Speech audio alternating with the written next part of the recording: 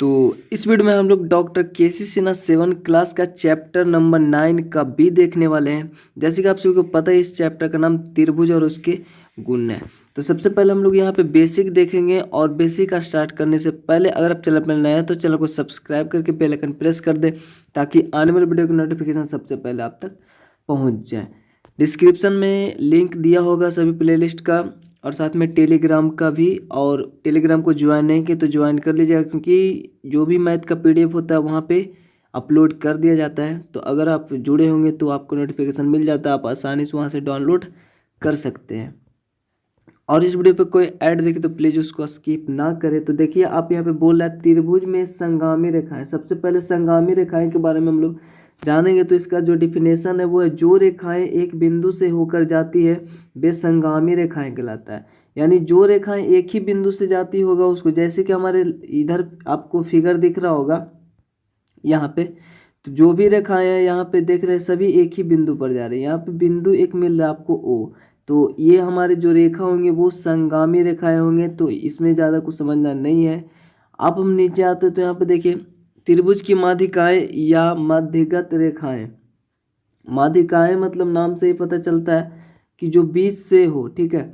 तो बीच से हो मतलब देखिए इसका डिफिनेशन क्या है कि किसी त्रिभुज के शीर्ष से इसके सामने की भुजाएं के मध्य बिंदु को मिलाने वाली रेखाखंड उस त्रिभुज की माध्यिकाएं कहलाती है। अर्थात जो आपका त्रिभुज है, आपका नीचे भी फिगर दिख रहा है, तो जो शीर्ष होता है ना ए बी सी, तो इसका तो 3 शीर्ष होता है, मतलब शीर्ष से वो जाएगा तो 3 माध्यिकाएं हो सकती है एक त्रिभुज में, क्योंकि 3 शीर्ष है तो ठीक है 3 होगा। और जो ये शीर्ष से आएगा तो सामने वाले के को ये मध्य बिंदु, अर्थात ये सामने वाले जो भी भुजा होगा उसको 2 बराबर भागों में बांटेगा, ठीक है। हर हाल में माध्यिकाएं जो होता है वो सामने वाले भुजा को 2 भाग में बांटता है। अर्थात ये सामने वाले का जो भी मध्य बिंदु होगा, जैसे यहाँ पे होगा तो वो यहीं पे मिलेगा, तो इसी को हम लोग माध्यिकाएं बोलते हैं, ठीक है। ये भी बोल रहा है कि भुजा के मध्य बिंदु को मिलाने वाली रेखाखंड, यानी शीर्ष और जो सामने वाली जो भुजा है उसके मध्य बिंदु को मिलाने वाले रेखाखंड को हम लोग माध्यिकाएं बोलते हैं।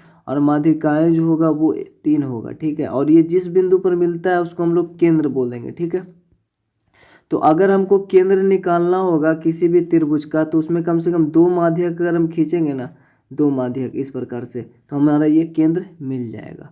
ओके, यहाँ पे टिप्पणी है कि किसी त्रिभुज का केंद्र ज्ञात करने के लिए त्रिभुज की कोई 2 माध्यिकाएं को खींचे इन 2 माध्यिकाओं का काटान बिंदु जो है वो त्रिभुज का केंद्र होगा। अब हम लोग नेक्स्ट देखेंगे तो वहाँ पे माध्यिकाएं देखें। यहाँ पे त्रिभुज के शीर्षलंब का मतलब जो शीर्ष से लंब होगा, ठीक है। जैसे ये त्रिभुज है और ये शीर्ष है ए और ये बी है सी है, तो ये शीर्ष से लंब होगा। लंब का मतलब लंब होगा, स्ट्रेट होगा, ठीक है। और वो 90 डिग्री का कोण बनाएगा नीचे, ठीक है। उसको इससे मतलब नहीं है कि सामने वाला जो भुजा होगा वो 2 भाग में बढ़ जाए, ठीक है। उससे उसका मतलब वो स्ट्रेट होगा, लंब होगा सीधा, ठीक है। तो इसको हम लोग बोलेंगे शीर्षलंब, क्योंकि शीर्ष से आ रहा है। तो किसी त्रिभुज के शीर्ष से सामने की भुजा पर लंबवत खींची गई, ठीक है। जैसे कि आप ये फिगर देख रहे हैं तो इसमें आपका देखिए लंबवत है, ऐसा नहीं। अगर माध्यक होता तो वो इस प्रकार से आता और वहीं पे मिलता जो इस भुजा का मिडिल पॉइंट, यानी मेन मतलब मध्य बिंदु जो होता वहीं पे मिलता, तो वो माध्यक होता। लेकिन ये जो है वो सीधा ऐसे स्ट्रेट आएगा 90 डिग्री के कोण पे, ठीक है। इस प्रकार से 90 डिग्री बनेगा।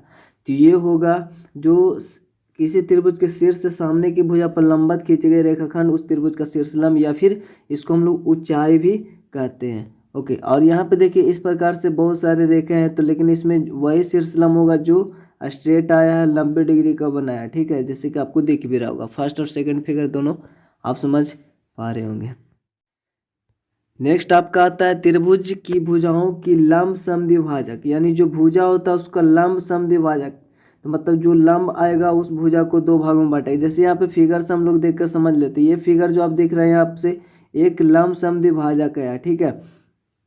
और आपका इसमें भी लंब समद्विभाजक भी कितना होगा, तो 3 हो, एक इधर से भी जा सकता है, एक इधर से भी जा सकता है, ठीक है। तो 3 ये भी हो सकता है। इससे पहले हमने जो शीर्षलंब देखा वो भी 3 हो सकता है। और उसके जो केंद्र होता है ना वो लंब केंद्र कहलाएगा, ठीक है, क्योंकि वो शीर्षलंब है तो वो लंब केंद्र कहलाएगा बीच में। उससे पहले माध्यक वाले जो केंद्र बनता था बीच में उसको हम लोग सिर्फ केंद्र बोलते थे, ठीक है। तो यहाँ पे इसका जो डिफिनेशन होगा, ये हम लोग लंब समद्विभाजक का, तो किसी त्रिभुज की भुजाओं के मध्य बिंदु पर खींची गई लंबवत रेखाएं, मध्य बिंदु पर, ये भुजा है उसका जो मिडिल पॉइंट होगा और इस भुजा का मध्य बिंदु, ये दोनों मध्य बिंदु पर जो खींची गई लंबवत रेखाएं हैं उसे हम लोग त्रिभुज की भुजाओं के लंब समद्विभाजक कहलाएंगे, वो कहलाएगा। ठीक है, लंब समद्विभाजक कहलाएगा भुजाओं के। ओके, तो इन भुजाओं का लंब समद्विभाजक ये हुआ, और इधर से भी हो सकता है, इधर से भी हो सकता है। ठीक है, किसी त्रिभुज में भुजाओं के लंब समद्विभाजक रेखाएं कुल 3 होती है, तो 3 हो सकता है ना। किसी त्रिभुज की भुजाओं के लंब समद्विभाजक एक बिंदु पर मिलती है, तो ये भी एक बिंदु पर मिलेगा, यानी यहाँ पे मिल भी रहा है लंब समद्विभाजक।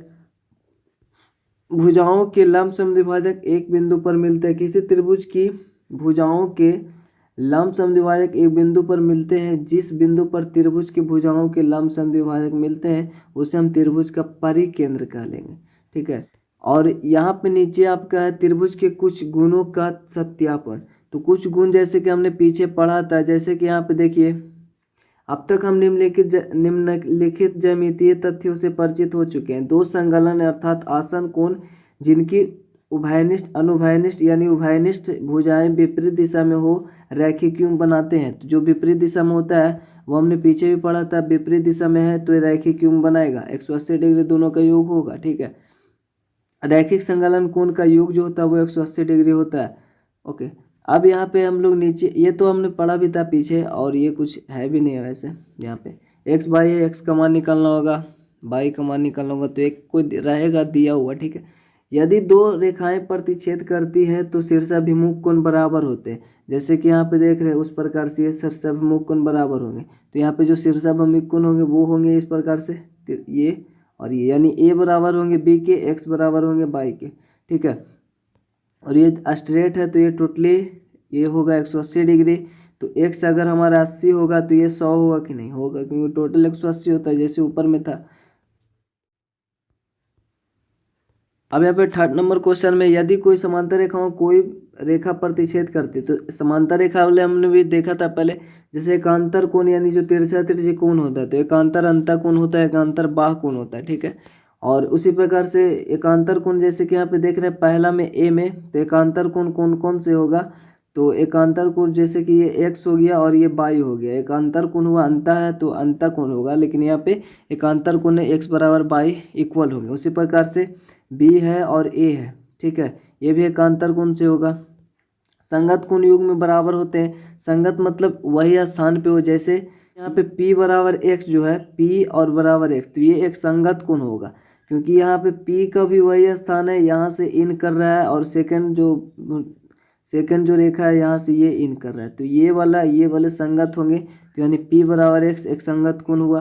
तिर्यक छेदी रेखा के एक ही ओर के अंतः कोण का योग जो होता है वो 180 डिग्री होता है, तो तिर्यक छेदी रेखा हम लोग इसको बोलते हैं। और इसके जो एक ही ओर का कोण बनेगा, जैसे बी हो गया और एक्स हो गया, तो इन दोनों को अगर हम जोड़ेंगे तो 180 डिग्री होगा। उसी प्रकार से बाई प्लस ए को अगर ऐड करेंगे हम लोग तो यहाँ पे 180 डिग्री होगा।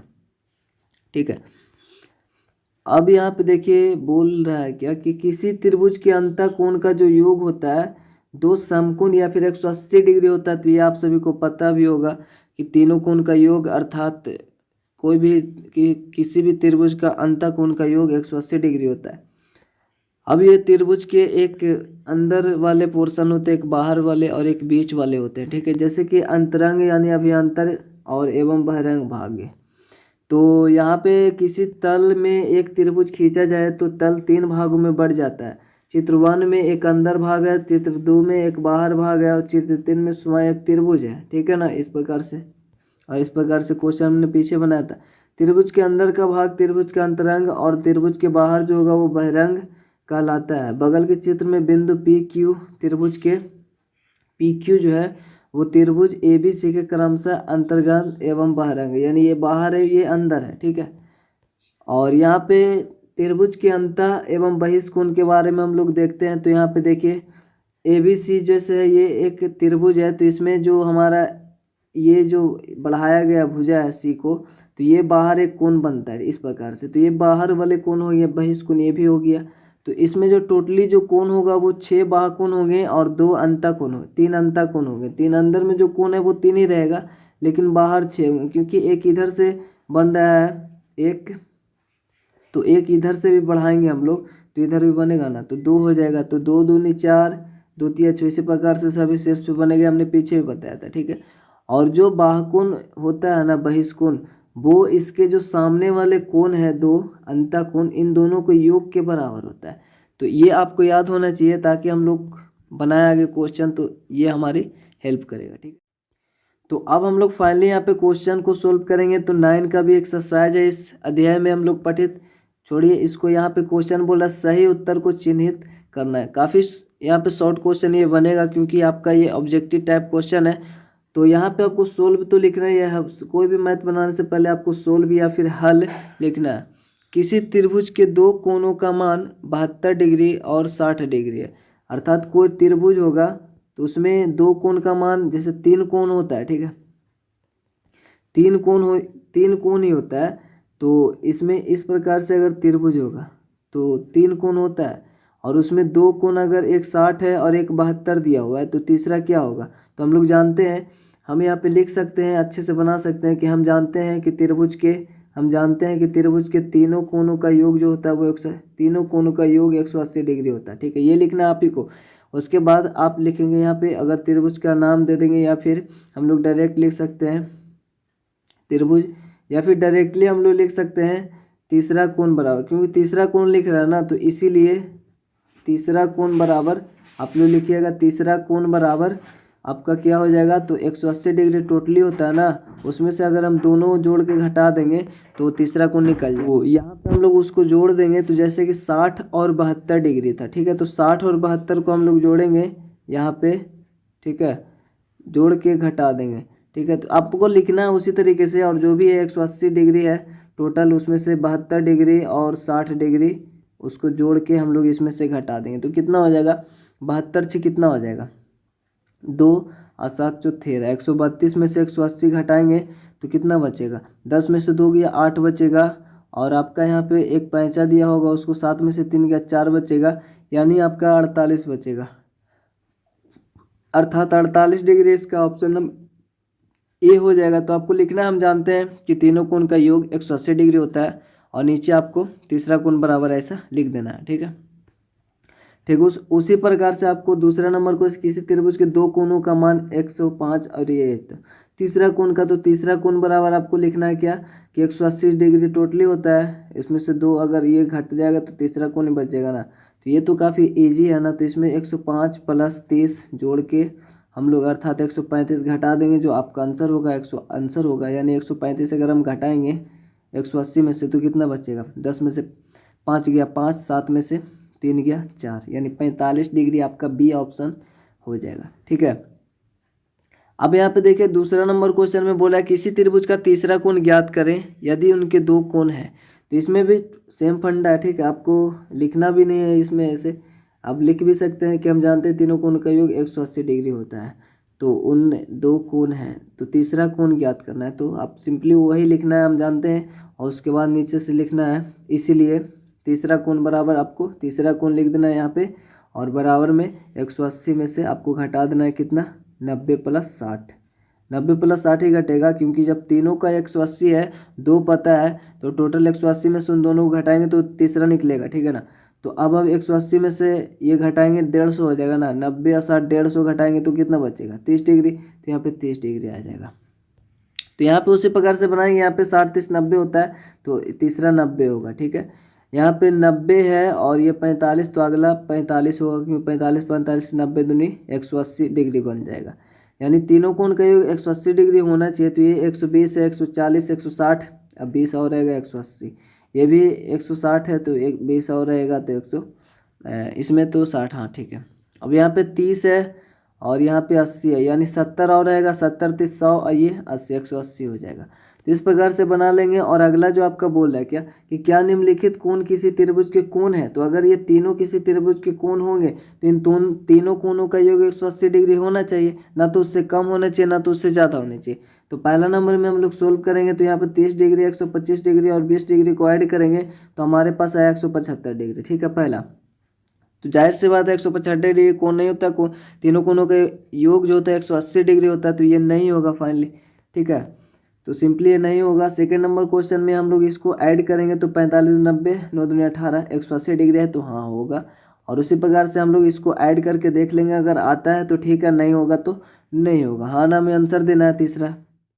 अब यहाँ पे देखिए चौथा नंबर में आपका जो पूछ रहा है यस या नो में आंसर देंगे। यहाँ पे क्या कोई ऐसा त्रिभुज संभव है जिसमें तीनों कोण 60 डिग्री से अधिक हो? तो ऐसा संभव है नहीं होगा, क्योंकि तीन कोण होता है 60 60 60, अगर होगा तो ही 180 डिग्री हो जाता है। तो 60 डिग्री से अगर ज़्यादा होगा तो वो जाहिर सी बात है 180 डिग्री से ज़्यादा होगा, तो ऐसा संभव नहीं है, तो इसका आंसर नहीं होगा। दूसरा में क्या कोई ऐसा त्रिभुज संभव है जिसमें तीनों कोण 60 डिग्री के हो? तो हाँ ऐसा संभव है कि तीनों कोण 60 डिग्री हो सकता है। 60 36 18 180 डिग्री होगा, तो ये तो आराम से हो जाएगा। हाँ, क्या कोई ऐसा त्रिभुज संभव है जिसके दो कोण समकोण हो? तो ऐसा संभव है कि दो कोण, कोई ऐसा त्रिभुज संभव ही नहीं है जिसका दो कोण समकोण होगा, यानी कि ये भी 90 और ये भी 90, तो यहीं पे 9 दूनी 18 180 डिग्री हो जाता है। तो ये कितना होगा? एक भी होगा तो 180 डिग्री से ज़्यादा होगा, मतलब 180 डिग्री से ज़्यादा होना ही नहीं चाहिए, ना तो कम। तो ये भी नहीं होगा, ठीक है ना, क्योंकि दो कोण समकोण हो ही नहीं सकते। क्या कोई ऐसा त्रिभुज संभव है जिसमें दो कोण अधिक कोण हो? तो दो कोण अधिक कोण का मतलब क्या हुआ? 90 डिग्री से ज़्यादा हुआ, या जब समी कोण नहीं होगा अर्थात 90 डिग्री नहीं होगा, तो 90 डिग्री से ज़्यादा दो कोण रहेगा, तो वो भी 180 डिग्री से ज़्यादा दो ही कोण हो जाएंगे। तो तीसरा कोण अभी बाकी है, ठीक है, तो 80, तो ये संभव है ही नहीं, ठीक है। या क्या कोई ऐसा त्रिभुज संभव है जिसमें दो कोण न्यून कोण हो? तो इसमें आपका संभव है कि दो कोण न्यून कोण हो सकता है, ठीक है। जैसे कि ये हमारा एक त्रिभुज है, तो दो कोण न्यून कोण हो सकता है, यानी 60 डिग्री से कम, जैसे 45 हो गया और ये भी 45 हो गया और ये 90 हो गया, तो ऐसा संभव हो सकता है। तो इसका आपका आंसर हो जाएगा हाँ, ठीक है, जिसमें दो को इसमें ना दो न्यून कोण हो सकता है। क्या कोई ऐसा त्रिभुज संभव है जिसमें तीनों कोण 60 डिग्री से कम हो? तो ये भी संभव नहीं हो सकता, क्योंकि तीनों, अगर तीन गो कोण होता है, तीन गो तो होवे करता है कोण ही, अब तीनों में अगर 60 डिग्री से कम होगा तो जाहिर सी बात है 180 डिग्री से कम ही आएगा, क्योंकि तीनों को जोड़ेंगे तो 60 60 180 होता है जोड़ेंगे तो, लेकिन ये 60 से कम रहेगा तो 180 से तो कम ही आएगा, तो ये संभव नहीं है, तो नहीं होगा आंसर। अब यहाँ पे 5 नंबर क्वेश्चन में सिंपली आपको निकालना है क्या? तो हमने बताया था बहिष्कोण जो उसके जो सम्मुख अंतःकोण होते हैं उनका योग के बराबर होता है, यही वही फंडा है। तो निम्नांकित आकृतियों में अज्ञात x का मान ज्ञात करना है। तो सिंपली आपको देखना क्या है, x का वैल्यू निकालना है। यहाँ पे तो बहिष्कोण है नहीं, अंतःकोण, तो यहाँ पे सिंपल जो भी ऊपर हमने बनाया उसी प्रकार से है, 6 5 110 होगा। तो यानी तीनों कोण पहले तो सोल्व लिखेंगे, हम जानते हैं कि तीनों कोणों के 180 डिग्री होता है, इसीलिए आपको लिखना क्या है कि x बराबर या फिर कोण A प्लस कोण B प्लस कोण C बराबर हो जाएगा 180 डिग्री। अब यहाँ पे कोण A कितना है, x है, तो यहाँ पे x लिखेंगे, और कोण B कितना है 50 है, और कोण C कितना है 60 है, बराबर 180 डिग्री। अब ये 60 50 जुट कर कितना हो जाएगा 110, 110 इधर प्लस में उधर जाएगा तो माइनस में हो जाएगा, इधर बचेगा x, तो x बराबर 180 में से 110 घटेगा 70 डिग्री, आपका आंसर होगा। तो इसको बनाने में कोई भी दिक्कत नहीं होगा। जैसे कि यहाँ पे पहला ही हमने सिर्फ बनाया वही a प्लस बी प्लस सी बराबर 180 डिग्री, तो x ये था ये, और ये दोनों 50 60 थे, ये दोनों जुट कर 110 इधर है तो माइनस में होगा, 110 घटेगा तो x बराबर आपका ये कोण नहीं होगा, सिंपल x होगा, ठीक है। हाँ, यहाँ पे x में कोण नहीं लगेगा ऐसा, ठीक है। तो x बराबर 70 डिग्री आपका आंसर होगा, ठीक। उसी प्रकार से x बराबर यहाँ पे ऐसे समकोण है ना, तो ये 90 डिग्री है, ठीक है। तो सेम वही प्रोसेस रहेगा, यहाँ पे कोण P बराबर 90 डिग्री है, वो समकोण है, मतलब ये 90 डिग्री है, यहाँ पे 90 डिग्री रखना है, आपका बन जाएगा। बाकी सब में तो दो मान दिया हुआ, ये 90 है, ये 30 है, ठीक है। तो 120 हो गया, ये 60 हो जाएगा। और उसी प्रकार से यहाँ पे दोनों कोण है ना, इसमें देखिए आपको दो कोण ऐसा है ना, इसका मतलब दोनों इक्वल है, मतलब यहाँ पे लिखेंगे क्या कि कोण लिखना ही नहीं है, ठीक है। 50 डिग्री और प्लस एक्स बराबर कितना होता है 180 डिग्री होता है ना, तो ये तो 2x हो जाएंगे, और ये 50 इधर माइनस में आएगा तो हो जाएगा कितना 30 बचेगा, ठीक है। यानी यहाँ पे 30 बचेगा ना, 130 बचेगा शायद, हाँ 130 बचेगा ना, 50 कटेगा तो 130 में x 2x है ना, तो ये 2 इधर इंटू में है तो इधर आएगा डिवाइड में, होगा कि नहीं। तो 130 में अगर हम डिवाइड करेंगे 2 से तो x बराबर कितना आएगा 130 का आधा अर्थात 50 65 आएगा। तो ये 65 65 हो गया, 65 65 ये हो गया, 50 ये होंगे। ठीक है, x है तो मतलब दोनों इक्वल है, ये भी x है ये भी x है, तो यानी दोनों इक्वल होगा, तीनों इक्वल होगा, तो ये 60 60 होगा। आप निकाल लीजिएगा। तो जैसे कि x प्लस एक्स अगर बराबर 180 करिएगा तो ये 3x ही तो आएगा जुट कर, तो x बराबर 3 इधर आ जाएगा, तो यहाँ पे 6 18 60 60 आएगा।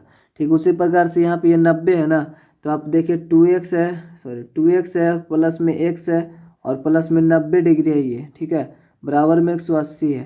तो सबसे पहले ये 2x तो 3x हो जाएगा और ये 90 उधर घटेगा 180 में, तो 180 में से 90 घटेगा तो 90 बचेगा ना, तो ये x बराबर 90/3 होगा, क्योंकि 3 इधर इंटू में है। ठीक है, इंटू में इधर, तो 30 या 90 होगा, 90 3 से डिवाइड करेंगे तो कितना आएगा, 30 आएगा। तो x बराबर इसका मतलब 30 आएगा, तो 30 दूनी 60 हो जाएगा ये ना, 2x है तो x बराबर 30 है, तो 30 दूनी ये 60 हो गया और ये 30 हो गया। ठीक है, x का मान 30 ही है, तो ये 30 हुआ, तो 60 30 90 और 90 ये 18 180 हो गया। तो इस प्रकार से आपको बनाना है। अब यहाँ पे 6 नंबर क्वेश्चन में निम्न आकृतियों में अज्ञात बाह्य कोण x का मान निकालना। तो बाह्य कोण हमने पीछे पढ़ा कि वो जो सामने वाला अंतःकोण होते हैं उन दोनों का योग के बराबर होता है। तो सिंपली आप देख रहे हैं यहाँ पे x है और हमको पता है, यहाँ पे भी लिखना होगा, सोल्व भी लिखना आपको लिखना है। हम जानते हैं कि बहिष्कोण सम्मुख अंतःकोण के योग के बराबर होते हैं। ठीक है, तो यहाँ पे या फिर अभिमुख बोल सकते हैं उसको। तो सिंपली आपको वो लिखने के बाद इसीलिए x बराबर 50 डिग्री प्लस 70 डिग्री बराबर कितना हो जाएगा, 7 5 12 120 डिग्री, और ये आपका आंसर होगा। इसलिए आपको बनाना है, इसको भी बनाने के लिए दोनों को जोड़ देंगे, आपका आंसर हो जाएगा। इसको बनाने के लिए ये दोनों को जोड़ देंगे, क्योंकि सामने वाला अंतःकोण तो यही दोनों है। ठीक है, तो इसको भी बना लेना आपको। इसको निकालना है, ये दोनों जोड़ देंगे 120 हो जाएगा। इसको निकालना है तो ये दोनों जोड़ देंगे 100 हो जाएगा। इसको निकालना है तो ये दोनों जोड़ देंगे तो 30 90। जैसे कि यहाँ पे देखिए सिंपल सोल्व आप लिख सकते हैं। आप पहले हम जानते हैं कि बहिष्कोण सम्मुख अंतःकोण के योग के बराबर होते हैं। उसके बाद आप ये बनाइएगा तो x बराबर 50 डिग्री प्लस 70 डिग्री बराबर 120, क्योंकि जो बहिष्कोण है वो दो अंतःकोण के योग के बराबर होते हैं सम्मुख वाले। ठीक है, तो x बराबर ये 60 45 110, ये तीसरा में आपका होगा 40 30 70। ठीक है ना, तो हम ऐसे बता रहे क्योंकि ये काफ़ी इजी क्वेश्चन है। अब 7 नंबर क्वेश्चन में सात किसी त्रिभुज ABC की BA भुजा D तक बढ़ाई गई है। तो इसको हमको पता नहीं है। ठीक है, तो हम जानते हैं कि चूँकि यहाँ पे बोल रहा है ना, पता तो है कि त्रिभुज ABC की BA भुजा D तक बढ़ाई गई है। तो यदि त्रिभुज ABC कोण ABC बराबर 60 है और बहिष्कोण CAD जो है वो 150 है, तो ACB की माप निकालना। हमने यहाँ पे फिगर बना दिया, जैसा बोल रहा था ABC हमने फिगर बना दिया और बोल रहा है BA को आपको बढ़ाना है D तक, BA को, तो BA ये रहा, इसको D तक हमने बढ़ा दिया। तो इस बोल रहा था क्या कि जो ABC है ना, कोण ABC, तो ABC ये हुआ। ठीक है ना, ABC ये हुआ, तो ये 60 डिग्री यहाँ पे लिखा हुआ है, और CAD मतलब CAD ये वाला कोण, तो ये 150 है। ठीक है, तो हमको निकालना है ACB मतलब ये। ठीक है, और हम जानते हैं कि जो ये 150 है ना इक्वल होगा इस दोनों का योग के बराबर होगा। ठीक है, यानी जो बाह्य कोण है वो दो अंतःकोण के योग के बराबर होता है ना। तो हम जानते हैं कि बहिष्कोण अभिमुख अंतःकोणों के योग के बराबर होते हैं, मतलब वही सम्मुख हो गया उसके सामने वाले के बराबर होते हैं। तो इसीलिए जो 150 होगा वो इक्वल होगा 60 डिग्री और प्लस कोण C का, होगा कि नहीं। तो ये दोनों का इक्वल होगा। हम लोग ये इक्वेशन बनाना है एक टाइप से, इसका हम वैल्यू निकाल देंगे। ठीक है, आराम से। यहाँ पे 60 प्लस में इधर आएगा, माइनस में होगा, 150 में से 60 घटेगा तो कोण C बराबर कितना बचेगा आपका, 90 बचेगा इधर। यानी कोण C बराबर 90, तो हमने कोण C इधर लिखा 90 इधर, यानी कोण C बराबर 90, यानी कोण C को हम ऐसे लिख सकते हैं ACB। तो कोण ACB बराबर 90 डिग्री आपका आंसर होगा। तो अब यहाँ पे 1 नंबर क्वेश्चन में बगल के चित्र से निम्नलिखित कोणों को ज्ञात करें। तो सिंपली हमारा यहाँ पे बोल क्या रहा है कि कोण ABC, अर्थात यहाँ पे देखिए ABC, तो ABC यानी इस कोण को पूछ रहा है। तो हमें पता है कि यहाँ पे एक लाइन है स्ट्रेट। ठीक है, यहाँ पे जो कोण होगा ना ये टोटली 180 होगा। ठीक है, ये हमको पता है कि ये टोटली 180 होगा। तो इधर 100 है अगर, तो इधर 80 होगा कि नहीं होगा। तो इस कोण को हम इजीली निकाल पाएंगे कि ये 80 होगा। और जब ये 80 है तो हम लोग त्रिभुज वाले नियम से बना सकते हैं कि तीनों कोण का योग 180 डिग्री होता है। तो ये 80 है और ये 60 है, तो 80 और 60 140 होगा, तो ये जाहिर सी बात है ये 40 होगा। या फिर आप लोग जब ये निकल गया तो हम यहाँ पे जो बाह्य कोण होता है वो दो अंतः कोण के योग के बराबर होता है, तो उस हिसाब से बना सकते हैं कि ये 100 है तो ये 60 है, तो जाहिर सी बात यहाँ पे 40 तो 60 40 100 होता है, तो ऐसे ही बना सकते हैं। तो यहाँ पे पहले में तो जो बनेगा ना कोण ए बी सी, अर्थात ये कोण ए बी सी और प्लस में कोण ए बी इसको, ठीक है, ये दोनों को मिलाकर कितना होगा 180 डिग्री, यानी कोण ये वाला मिलाकर 180 डिग्री होगा, क्योंकि स्ट्रेट है वहाँ पे, ठीक है, स्ट्रेट है तो ये 100 इधर घटेगा तो कितना आएगा 80 डिग्री, अर्थात वो तो निकल गया ये वाला 80 डिग्री। अब हमारा निकालना है सेकंड नंबर कोण बी ए सी, अर्थात बी ए सी यानी ये वाला कोण निकालना है, तो हम लोग तो दो तरीके से निकाल सकते हैं उसको। यहाँ पे देखें तो सी ए बी, आप देख रहे हैं यहाँ पे सी ए बी, वही कोण को लिखे हैं हम लोग सी ए बी, ये वाला कोण निकालना था ना, और हमको मतलब सी ए बी लिख दिया, आप बी ए सी भी लिख सकते हैं इसको, ठीक है, इस कोण को। और उसके बाद बचा हमको ए सी बी, अब ये दोनों हम लोग वही कोण को नहीं, ये तो सी लिखे हैं, ठीक है। अब पिछला ये ए को लिखे थे ना, हम लोग इसको लिखे हैं सी ए बी, मतलब ए कोण को लिखे हैं, और यहाँ पे ए सी बी मतलब सी कोण को लिखे। तो सी वाले कोण जो था वो 60 डिग्री था, और ये वाला कोण तो हम लोग को निकालना ही था, इसको हम लोग सोझा करके लिख देंगे, क्योंकि क्वेश्चन में बोल रहा है इस टाइप से बी ए सी, तो हम लोग उसको बी ए सी ही लिखेंगे यहाँ पे, ठीक है, यहाँ पे तो बी ए सी लिखेंगे। तो बी ए सी लिखेंगे तो यहाँ पे तो 60 डिग्री है, यहाँ पे टोटली कितना था 100 डिग्री, क्योंकि हम लोग जानते हैं कि जो बाह्य कोण होता है दो अंत्य कोण के योग के बराबर होता है, तो इस दोनों को जोड़े यहाँ पे 60 डिग्री और प्लस में वो वाला कोण ए, तो 100 डिग्री आना चाहिए। अब ये 60 इधर प्लस में इधर आएगा तो माइनस में, तो कितना आएगा कोण ए बराबर, अर्थात कोण बी ए सी ना, तो कोण बी सी बराबर 40 डिग्री, ठीक है।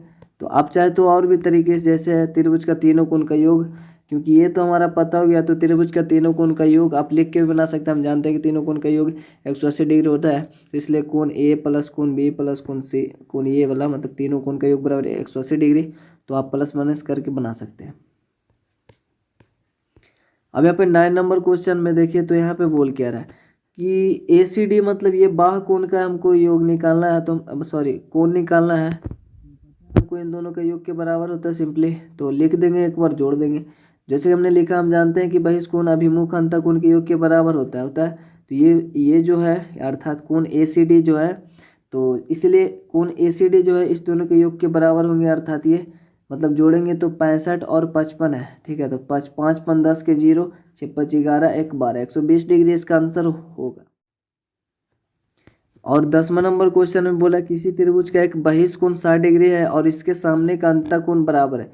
तो किसी त्रिभुज बोल रहा है ना, तो हम लोग यहाँ पे मानेंगे कि माना कि ये भी एक त्रिभुज है, जैसे कि हमने फिगर पाना उसी प्रकार से ये एक त्रिभुज है जिसका बहिष्कोण ए सी डी है, ठीक है ना, बराबर 60 डिग्री, ठीक है, ए सी डी 60 डिग्री है।